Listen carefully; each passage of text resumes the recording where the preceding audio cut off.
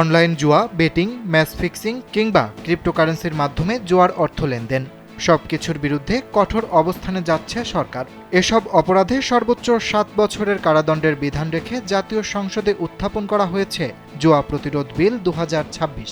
1867 সালের the public gambling act বাতিল করে নতুন আইন প্রণয়নের উদ্যোগ হিসেবে মঙ্গলবার সংসদে বিলটি উত্থাপন করেন স্বরাষ্ট্রমন্ত্রী সালাউদ্দিন আহমদ। পরে বিলটি পরীক্ষা নিরীক্ষার জন্য আইন মন্ত্রণালয় সম্পর্কিত সংসদীয় স্থায়ী কমিটিতে পাঠানো হয়।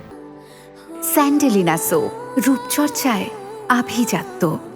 নতুন বিলে জুয়া, online betting, match fixing, spot fixing, VPN বা মিরর সাইট ব্যবহার করে জুয়া পরিচালনা সহ 24 ধরনের কর্মকাণ্ডকে অপরাধ হিসেবে সংজ্ঞায়িত করা হয়েছে। এসব অপরাধের জন্য রাখা হয়েছে 14 ধরনের শাস্তির বিধান। বিল অনুযায়ী জুয়ার সঙ্গে প্রত্যক্ষ বা পরোক্ষভাবে সম্পর্কিত হলে সর্বোচ্চ 2 বছরের কারাদণ্ড বা 2 লাখ টাকা জরিমানাও হতে পারে।